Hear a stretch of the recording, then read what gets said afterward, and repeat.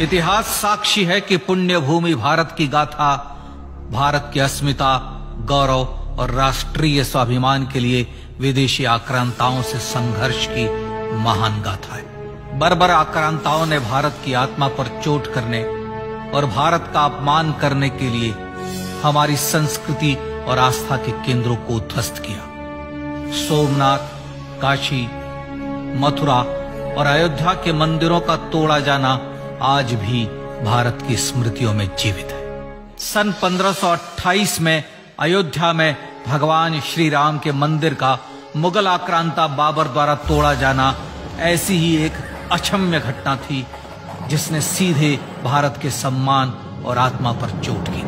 कारण साफ था, अयोध्या के श्री राम के मंदिर पर आक्रमण भारत की आत्मा पर आक्रमण था। जहां हर भारतीय के रोम रोम में राम बसते हैं, वह भारत यह अपमान कैसे सहता। राम मंदिर पर आक्रमण भारत को आहत कर गया था। विदेशी हमलावर अपनी बर्बरता दिखाते गए और भारत अपने आत्मगौरव को फिर से पाने के लिए संघर्ष करता रहा।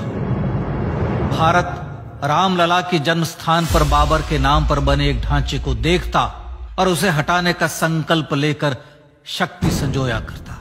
हिंदू समाज आत्मसम्मान के रण में डटा रहा और लगातार हमलावरों द्वारा बनाए गए बाबरी ढांचे को हटाने के लिए लड़ता रहा। सरयू कई बार रक्त से लाल हुई। कभी स्थानीय शासकों ने तो कभी साधु संतों और राम भक्तों ने राम जन्मभूमि की मुक्ति के लिए अपने प्राणों की आहुति दी। 74 बार युद्ध हुए। हम कुछ मोर्चे हारे, पर रण जीतने का संकल्प कभी कम नहीं हुआ। हिंदू समाज तलवारों से रक्त रंजित हुआ, पर उसने हार नहीं मानी। उसका संकल्प अजेय था। 15 अगस्त 1947 को देश की आजादी के साथ सैकड़ों सालों से चले आ रहे इस संघर्ष में नई ऊर्जा और एक नया मोड़ आया। अचानक 23 दिसंबर 1949 को बाबरी ढांचे में श्री राम लला प्रकट हुए। हजारों राम भक्त दर्शन के लिए उमड़ पड़े। तत्कालीन प्रधानमंत्री पंडित जवाहरलाल नेहरू ने उत्तर प्रदेश सरकार को श्री राम लला को विवादित ढांचे से हटाने का आदेश दिया।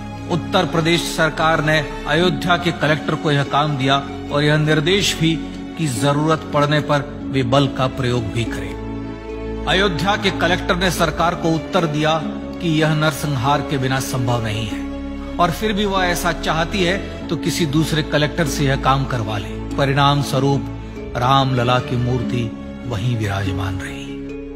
विवादित ढांचे को बंद कर दिया गया। केवल पुजारी को सेवा अर्चना के लिए भीतर जाने की अनुमति थी। फिर भी राम भक्त विवादित ढांचे के बाहर से प्रभु श्री राम की आराधना करते रहे। भारत के हिंदू समाज के लिए चुनौतियां और बढ़ गई। मामला अदालत में गया। विपक्षी दलों द्वारा अदालत में भगवान श्री राम के अस्तित्व पर सवाल उठाए गए। उनके अयोध्या में ही जन्म लेने का प्रमाण मांगा गया। भारत का जनमानस अब आहत हो उठा था। आजाद भारत में भी हिंदू समाज को अपनी आस्था और श्रद्धा के लिए संघर्ष करना पड़ रहा था। चुनौतियों के इस समय में सन 1984 में विज्ञान भवन दिल्ली में विश्व हिंदू परिषद ने धर्म संसद का आयोजन किया। इस संसद में देश भर के संतों ने राम जन्मभूमि की मुक्ति के लिए आह्वान किया और राम जन्मभूमि मुक्ति यज्ञ समिति का गठन किया।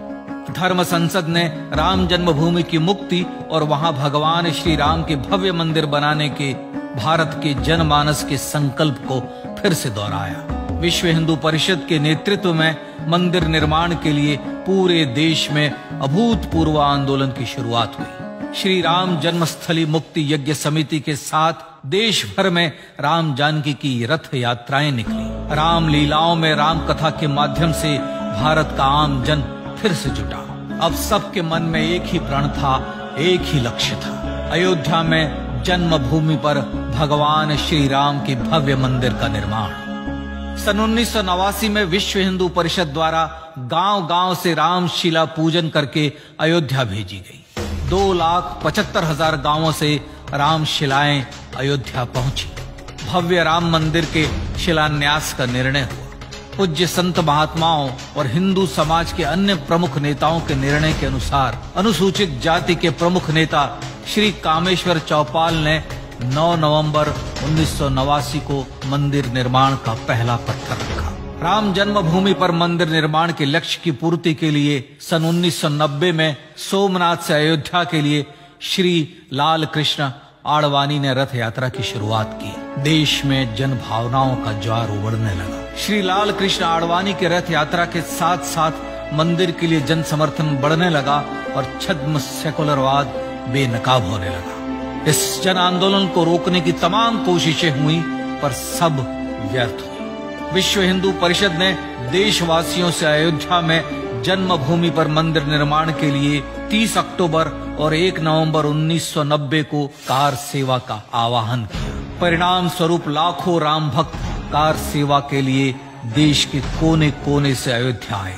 इससे देश की एकात्मता का विराट दर्शन हुआ। कार सेवकों को रोकने के लिए उत्तर प्रदेश के तत्कालीन मुख्यमंत्री श्री मुलायम सिंह यादव ने अयोध्या में परिंदे को भी पर न मारने देने की घोषणा की। स्थितियां गंभीर हो गई। अयोध्या से 200 किलोमीटर दूर रेलगाड़ियां रोक दी गई। अयोध्या युद्ध भूमि बना दी गई। मार्ग बंद, रेल बंद, चप्पे चप्पे पर पुलिस। अयोध्या सैनिक छावनी में बदल गई। राम नाम पर ऐसी पाबंदी कि अर्थी ले जा रहे लोगों तक को रोका गया क्योंकि वे राम नाम सत्य कह रहे थे। लेकिन सैकड़ों किलोमीटर की यात्रा कर कार सेवक अयोध्या पहुंचने लगे। राम के गीत गाते, होठों पर हंसी और पांव में छाले लिए राम काज के लिए राम भक्त देश विदेश से अयोध्या पहुंच ही गए। कार सेवकों पर गोलियां चली। अनेक कार सेवक शहीद हुए। आजाद भारत में जन्मभूमि पर राम मंदिर के लिए कार सेवकों ने फिर एक बार अपना बलिदान दिया, पर कार सेवकों ने विवादित ढांचे पर भगवा फहरा ही दिया और इस तरह कार सेवा सफल हुई। श्री राम जन्मभूमि आंदोलन ने भारत की सुप्त आत्मा को झकझोर कर जगा दिया था। विश्व हिंदू परिषद ने फिर एक बार 6 दिसंबर 1992 को कार सेवा का आह्वान किया। राम भक्तों को कार सेवा करने देने के लिए अदालत में प्रार्थना की गई, पर अदालत ने कोई निर्णय नहीं दिया। परिणाम स्वरूप बौद्ध, जैन, सिख, स्वामीनारायण संप्रदाय, गायत्री परिवार, हर पंथ मत विचार के हिंदू एकत्र हो गए। छूत अछूत का भेद मिटा, जाति की पहचान मिटी। हम सब हिंदू, हम सब सिंधु बन गए। राम सिंधु में ज्वार उठा और देखते ही देखते 6 दिसंबर 1992 को श्री राम जन्मभूमि से बाबरी ढांचा सदा के लिए हट गया।